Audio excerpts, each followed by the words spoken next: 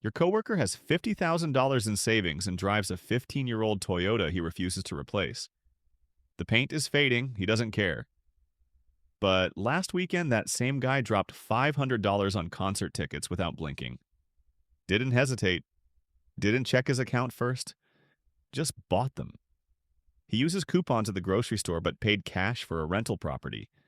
He's simultaneously the most financially paranoid and the most experientially generous person you know. And none of it makes sense until you understand the one economic moment that broke his brain in the most useful way possible. You recognize this because you do a version of it yourself. You stress about your emergency fund and then spend on something that just feels worth it. That split you feel isn't confusion, it's a system. And it has a logic. If this kind of breakdown helps you think differently about money, subscribe so you catch the next one. There's an entire generation, Gen X, born 1965 to 1980, whose money psychology is completely unlike any other generation's. And it all traces back to one specific betrayal that reshaped how they think about every dollar. Most people see these habits as contradictory. They're not. They're a survival system built by people who watched the formula break. Gen X doesn't build wealth like an architect with a blueprint. They build it like someone digging an escape tunnel. Every side hustle, every emergency fund dollar, every backup plan is another handful of dirt removed. They show up to work every morning like nothing's changed. But every night they're digging, because they've seen what happens when you have no way out. It's 1983. You're 10 years old. Your dad takes you to the bank. He deposits his paycheck from the same company he's worked at for 15 years. Pension is solid. Savings account pays real interest. The formula is clear. Work hard, stay loyal, retire comfortable. Everything makes sense. Now flash forward to 2008. You're 35. You followed the formula. Your 401k just lost half its value. Your home is underwater. Your secure company is laying off 20-year veterans like they're clearing inventory. The formula was a lie. And that betrayal, that specific before and after, is the crack in the foundation of every Gen X money decision since. Here's what nobody tells you. The money habits that came out of that betrayal aren't quirks. They're the most rational financial survival system any generation has built. 70% of Gen Xers say they're terrified about retirement.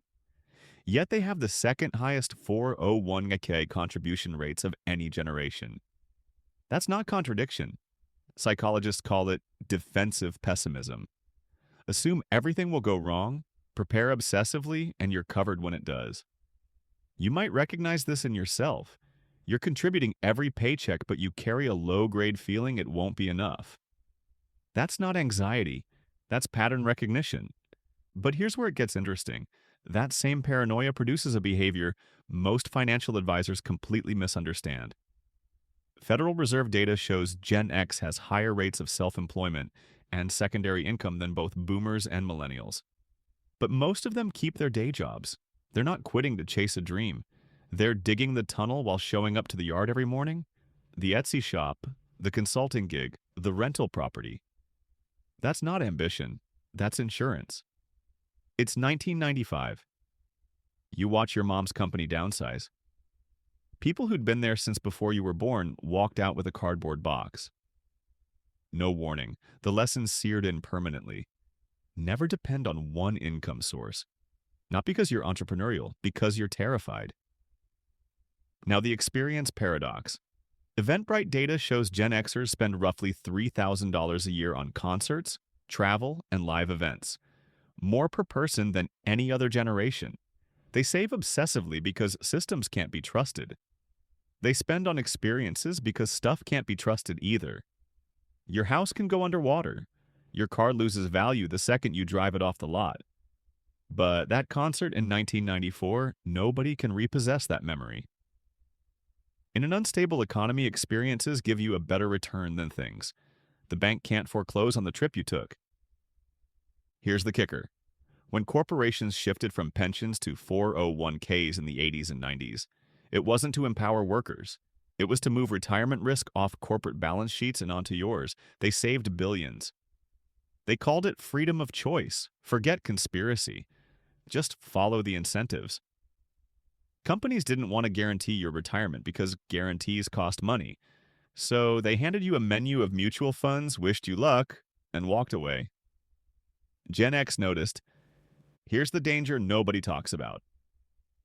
Gen X's distrust of institutions made them self-reliant, but self-reliance has a failure mode.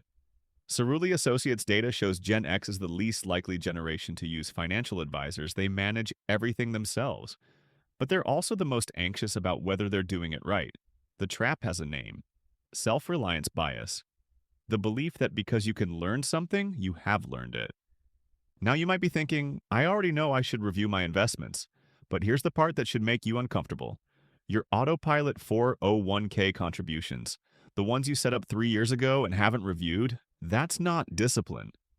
That's the same institutional trust Gen X learned to question. You're trusting the default settings of a system designed to be convenient for your employer, not optimal for you. Gen X's paranoia about pensions was justified. Your passivity about your own retirement account might be the modern equivalent of the trust they learned to break. If you set your contributions and allocation once and never revisited them, you made a financial plan based on who you were 3 years ago for a market that existed 3 years ago. That's not a plan. That's a time capsule. 3 things you can steal from Gen X's playbook. Not because you're their age, but because the economy they adapted to is the one you're living in right now. First, calculate your tunnel number. Take your monthly expenses, rent or mortgage, food insurance, minimum debt payments, and multiply by 12. That's your 1-year runway. If your current savings cover less than 3 months, that's your only financial priority right now. Not investing more, not optimizing your portfolio, building the tunnel. If you're between 3 and 6 months, 1 more month of expenses saved buys you more freedom than any stock pick ever will. Second, open one escape route. You don't need to launch a business. You need one skill someone would pay you for outside your current job. Consulting, freelance work, a marketable certification, one route that exists independently of your employer. If you have zero income outside your paycheck, you're not stable. You're dependent. There's a difference. Third, tonight, open your 401k. Look at what you're actually invested in. Look at the expense ratio. Look at your contribution percentage. If any of those were set more than a year ago and never reviewed, you're running your financial future on autopilot settings someone else chose for you. If your allocation is 100% in a target date fund, that's a starting point. It's not a strategy. Remember that kid in the bank in 1983 watching his dad deposit a paycheck from the same company he'd worked at for 15 years? That kid learned the formula. Then the economy changed the rules, so he adapted. He didn't stop playing the game. He just stopped believing the game was fair, and that made him better at it than anyone expected. Your money habits aren't random. They're responses to the world that shaped you. The question isn't whether you relate to it. The question is whether you're building your own tunnel or still trusting someone else's blueprint. The tunnel doesn't have to be finished tonight. It just has to be started. Drop a comment.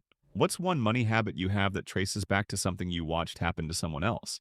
And if you want the psychology behind the way money actually works, subscribe. I'll see you in the next one.